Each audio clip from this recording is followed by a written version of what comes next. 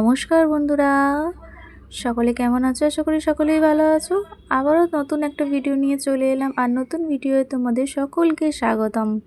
তো আজকে বৃহস্পতিবার, রোজকারের মতো কিন্তু সব বাসি কাজ সারা হয়ে কিন্তু স্নানও করে নিয়েছিলাম। যেহেতু আজকে বৃহস্পতিবার, তো বৃহস্পতিবারে জানোই তো পুজো করতে অনেকটা দেরি হয়ে যায়।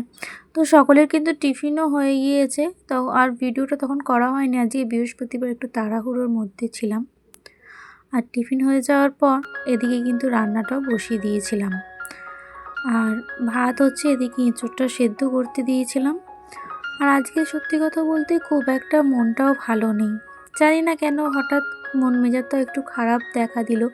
আমি নিজেও বুঝে উঠতে পারছি না কেন মনটা খারাপ। আর বৃহস্পতিবার দিন একটু তাড়াহুড়োর মধ্যেই থাকা হয়, বুঝতেই পারছো, প্রত্যেকটা ঘরেরই। আর আজকে মেয়ে স্কুল যায়নি, তার কারণ একটা হলো, আজকে টাইম কলের পাইপ ফেটে যাওয়ার কারণে জল দেয়নি। তো জল না থাকলে জানো তো সবগুলোই সমস্যা খুব, কারণ কলের জলেই সব কিছু ব্যবহার করা হয়।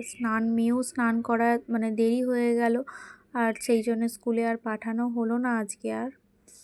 তো চলো ঝটপট করে রান্নাটা সেরে নিয়ে আসছি তোমাদের কাছে। তো দুপুরে খাওয়া দাওয়া হয়ে গিয়ে চুপচাপ একটু বসেছিলাম, কারণ মন মেজাজটা খুব একটা ভালো ছিল না। আর এই ভিডিও যে পার্টটা দেখতে পাবে সেটা কিন্তু আগের দিনের ভিডিও, বুঝেছো তো? তাই জন্য বলছি কেউ স্কিপ করো না। তো মনটা এতটাই খারাপ ছিল, তো সেই কারণে কিন্তু রানিমার কাছে ঘুরতে গিয়েছিলাম। আর আগামী দিনেও গিয়েছিলাম, আর আজকেও গিয়েছিলাম। তো যে ভিডিওটা আজকে এখানে দেখতে পাবে সেটা কিন্তু আগামী দিনেরই ভিডিও, যেটা রানিমার কাছে গিয়েছিলাম। তো আজকে যেহেতু মন খারাপ, আজকেও কিন্তু রানিমার কাছে একবার ঘুরে এসেছিলাম। আর এই যে রেডি হয়ে কিন্তু বেরিয়েও পড়েছিলাম। তো কালকেও ভিডিওটা করে, কালকে এডিটিং করে তোমাদের সাথে পোস্ট করতে পারিনি, সেই জন্য আজকের ভিডিওর সাথে এটা অ্যাড করে দিয়ে পোস্ট করলাম। আর অবশ্যই ভিডিওটা পুরোটা দেখো, নিশ্চয়ই ভালো লাগবে।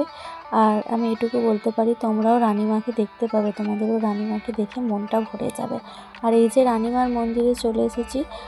আর এই দিন কিন্তু মায়ের মন্দির প্রতিষ্ঠা ছিল। মন্দিরটা হওয়ার জন্য মাকে অন্য জায়গায় রাখা হয়েছিল, মায়ের প্রাণ প্রতিষ্ঠা করা হলো। আর দুপুরে কিন্তু নরনারায়ণ যেটাকে অন্নকূট বলে, অন্নকূট খাওয়ানো হয়েছিল। অনেক হাজার হাজার মানুষ এখানে ভোগ খেয়েছিল।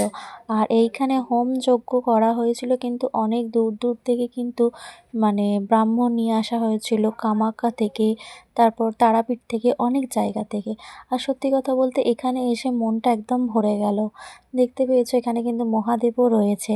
অনেকে যারা শিবরাত্রি করে এখানেও কিন্তু জল ঢালতে আসে বাবার মাথায়, এখানে বুঝতে পেরেছো। আর কত লোক দেখেছো, এখানে এসে ধূপবাতি জ্বাললাম, মাকে মনের যে কষ্টটা সেটা মাকে জানালাম, মাকে চাইলাম যাতে মা যেন সেগুলো দেয়। খুব ভালো লাগলো, সত্যি বলছি। আর তোমরাও রানী মায়ের দর্শন করলে তোমাদের কেমন লাগলো অবশ্যই একটু কমেন্ট করে জানিও। আর এই মা কিন্তু খুব জাগ্রত। আর একটা কী বলো তো, এসেই যে মায়ের একটু ভোগ পাবো এটা ভাবতে পারিনি। তো সকলে একটা পাতায় ভোগ কিন্তু সকলে কিন্তু খেলাম, মায়ের ভোগ পেয়েছি, এটাই কিন্তু অনেক, তাই না? আর দেখেছো চারিদিক ভিড়। আর দুদিন ধরে কিন্তু এখানে উৎসব চলছে মায়ের, এখানে প্রচুর মানুষ আসছে, কত বড় বড় ইউটিউবাররা আসছে, ঠিক আছে? তোমরা দেখতেও পাবে, সার্চ করলেও দেখতে পাবে রানী মায়ের মন্দির। তারপরে এখান থেকে বেরিয়ে একটু টুকটাক জামা কেনার ছিল, তাই জন্য বিশাল মেগামার্টে চলে এলাম, একটুখানি শপিং মলে। ছোটো মেয়ের একটুখানি গরমের পোশাক নেব বলে টুকটাক একটুখানি নিলাম। সেরকম খুব একটা মার্কেটিং করব না, যাই হোক টুকটাক করবো। তার হাজব্যান্ডও কিছু টি শার্ট নিল, নিয়ে আমরা একটু এই যে লিফটে উঠে পড়েছি, দেখতেই পেয়েছো। আর আজকের এই ভিডিওটা কিন্তু তোমাদের জন্য এইটুকুই ছিল। কেমন লাগলো অবশ্যই কমেন্ট করে জানিও। যদি কোনো প্রকারে ভালো লেগে থাকে লাইক কমেন্ট করো। আজ তাহলে আসি, সকলকে টাটা।